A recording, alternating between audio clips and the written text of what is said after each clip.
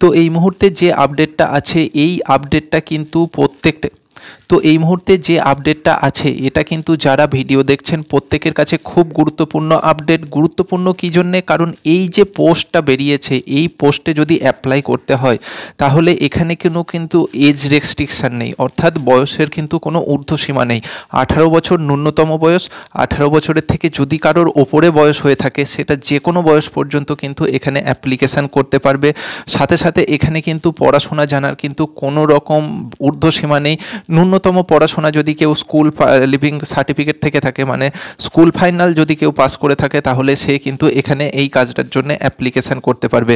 আর এই যে বিজ্ঞপ্তিটা বেরিয়েছে এটা কিন্তু পূর্ব রেলের তরফ থেকে বের করা হয়েছে, যেখানে শিয়ালদহ ডিভিশনের আন্ডারে কিন্তু তোমাদের এই নিয়োগ প্রক্রিয়াটা চালানো হচ্ছে।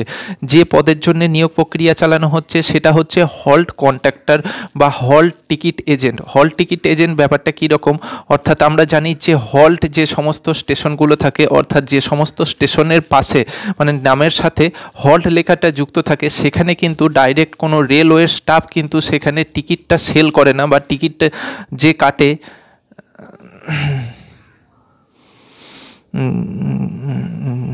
বের করা হয়েছে আর যে পদের ক্ষেত্রে বের করা হয়েছে আর যে পদের জন্য এখানে বের করা হয়েছে আর যে পদের জন্য এখানে নিয়োগটা করা হচ্ছে সেটা হচ্ছে হল্ট আর যে পদের জন্য এখানে আর যে পদের জন্য আর যে বের করা হয়েছে আর যে পদের জন্য এখানে নিয়োগটা করা হচ্ছে সেটা হচ্ছে হল্ট কন্ট্রাক্টর বা হল্ট টিকিট এজেন্ট। এই পদের জন্য কিন্তু এখানে নিয়োগটা করা হচ্ছে। হল্ট টিকিট এজেন্ট অর্থাৎ যে সমস্ত স্টেশনের নামের শেষে হল্ট লেখাটা যুক্ত থাকে সেই সমস্ত হল্টগুলোতে কিন্তু রেলওয়ের কোনো স্টাফ পার্টিকুলার থাকে না। সেই সমস্ত হল্টগুলোতে রেলওয়ে কন্ট্রাক্টের ভিত্তিতে বা চুক্তি ভিত্তিতে কিন্তু হল্ট কন্ট্রাক্টর নিয়োগ করে থাকে। এই হল্ট কন্ট্রাক্টরের কাজ হবে যে সেই সমস্ত হল্টে যে সমস্ত মানুষ টিকিট কাটবে সেই সমস্ত মানুষকে তাদের টিকিটগুলো সেল করা। এটা হচ্ছে হল্ট কন্ট্রাক্টরের মূলত কাজ। এবার হল্ট কন্ট্রাক্টর তাহলে এখানে কিভাবে পে পাবে, কিভাবে তাদের রিক্রুটমেন্ট হবে, কত দিনের ভেতরে অ্যাপ্লিকেশান করতে হবে, কোন স্টেশনের জন্য এই হল্ট কালেক্টর নিয়োগ করা হচ্ছে, পুরোটা কিন্তু আমাদের নোটিফিকেশানে দেওয়া আছে। পুরোটা জানতে গেলে আমরা প্রথম থেকে শেষ পর্যন্ত পুরো নোটিফিকেশানটা কিন্তু দেখতে হবে। কিন্তু তার আগে অবশ্যই বলবো যে যদি তুমি চ্যানেলে প্রথমবার হয়ে থাকো তাহলে কিন্তু আমাদের সাথে জুড়ে থাকার জন্য অবশ্যই চ্যানেলকে সাবস্ক্রাইব করে রাখবে। এখন আমরা সরাসরি দেখে নেব যে পূর্ব রেলের তরফ থেকে যে অফিসিয়াল বিজ্ঞপ্তিটা বের করা হয়েছে।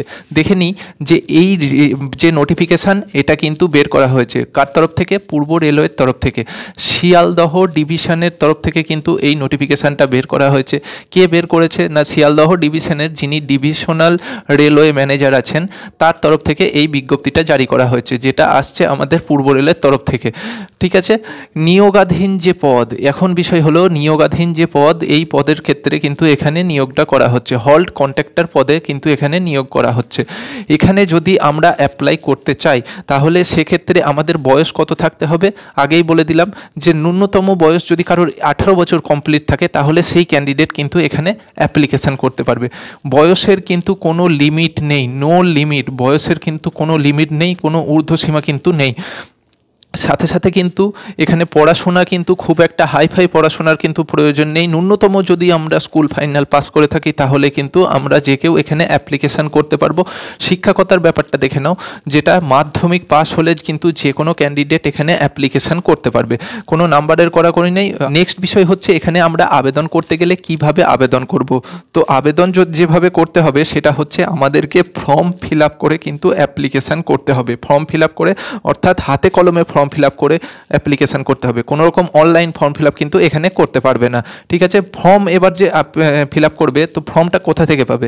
যে জায়গা থেকে ফর্মটা পাওয়া যাবে সেই যে পোর্টাল, সেই পোর্টালটা হচ্ছে ইস্টার্ন রেলওয়ের অফিসিয়াল পোর্টাল। অর্থাৎ তোমরা গুগলে এটা টাইপ করবে যে অর্থাৎ ইস্টার্ন রেলওয়ে .indianrailways.gov.in, এই জায়গায় গিয়ে কিন্তু তোমরা এই যে অফিসিয়াল ফর্ম সেই ফর্মটা কিন্তু তোমরা ডাউনলোড করতে নিতে পারবে। ঠিক আছে, ওখান থেকে তোমরা ফর্ম পেয়ে যাবে। এবার ফর্ম পেয়ে যাওয়ার পর সেটা অ্যাপ্লিকেশান করে জমা দেওয়ার যে শেষ তারিখ, সেই শেষ তারিখ কবে? তো জমা দেওয়ার যে লাস্ট ডেট তারা রেখেছে সেটা হচ্ছে 13/2/2024, অর্থাৎ ফেব্রুয়ারি মাসের 13 তারিখের মধ্যে কিন্তু এই অ্যাপ্লিকেশান ফর্মটা জমা করাতে যাবে। অবশ্যই তোমরা এটা খেয়াল রাখবে যে তোমরা যখন এই অ্যাপ্লিকেশান ফর্মটা জমা দিতে যাবে, কোনো ছুটির দিন কিন্তু তোমরা অ্যাপ্লিকেশান ফর্ম জমা দিতে যাবে না, যে কোনো কাজের দিন কিন্তু অবশ্যই তোমরা অ্যাপ্লিকেশান ফর্মটা জমা করার জন্য যাবে।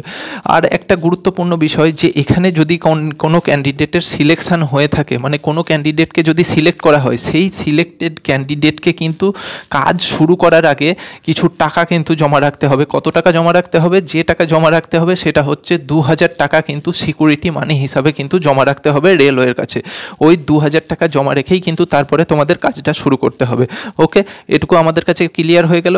এখন নেক্সট যে বিষয় সেটা হচ্ছে যে আমরা ফর্ম ফিল আপ করে কোন জায়গায় আমরা জমা দেব।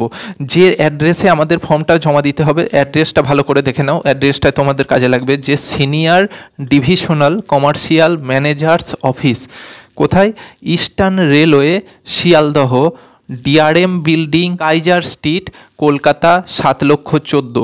এই অ্যাড্রেসে গিয়ে কিন্তু যে কোনো ছুটির দিন বাদ দিয়ে যে কোনো কাজের দিনে তোমাদের এই ফর্মটা কিন্তু জমা দিয়ে আসতে হবে। তাহলে এতক্ষণ আমরা জেনে নিলাম যে আমরা অ্যাপ্লিকেশানটা কীভাবে করব, কোথায় আমরা অ্যাপ্লিকেশানটা জমা দেব ইত্যাদি বিষয়গুলো আমরা পড়েওটা জেনে নিলাম। এখন বিষয় হচ্ছে যে আমরা যখন সিলেকশান হবে তো আমাদের পেইংটা কিভাবে হবে, মানে আমাদের কিভাবে পে করা হবে। যেভাবে পে করা হবে সেই স্ট্রাকচারটা এবার কিন্তু দেখে নাও। এখানে কিন্তু তোমাদের যে পেটা থাকবে সেটা কিন্তু সম্পূর্ণ কমিশন বেসিসে পে থাকবে।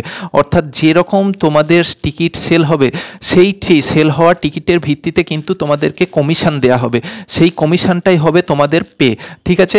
আচ্ছা, কমিশন কি ভিত্তিতে হবে? কমিশন কিন্তু এই স্কেলে হবে, যদি 1 টাকা থেকে 15,000 টাকার মধ্যে কোনো হল্টের টিকিট সেল হয় তাহলে সেক্ষেত্রে কিন্তু 15% কমিশন দেওয়া হবে। ঠিক আছে? নেক্সট পরবর্তী হচ্ছে 15,000 টাকা থেকে 50,000 টাকার মধ্যে যদি কোনো মাসে টিকিট সেল হয় তাহলে সেক্ষেত্রে কিন্তু 12% হারে কমিশন দেওয়া হবে।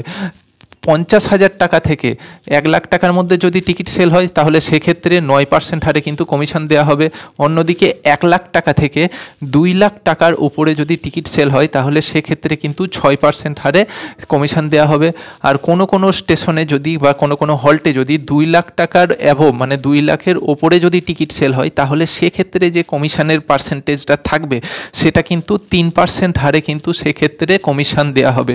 তো এই যে রেট আছে এই রেটের ভিত্তিতে কিন্তু এই হল্ট কন্ট্রাক্টর পদের ক্ষেত্রে তোমাদেরকে পে করা হবে।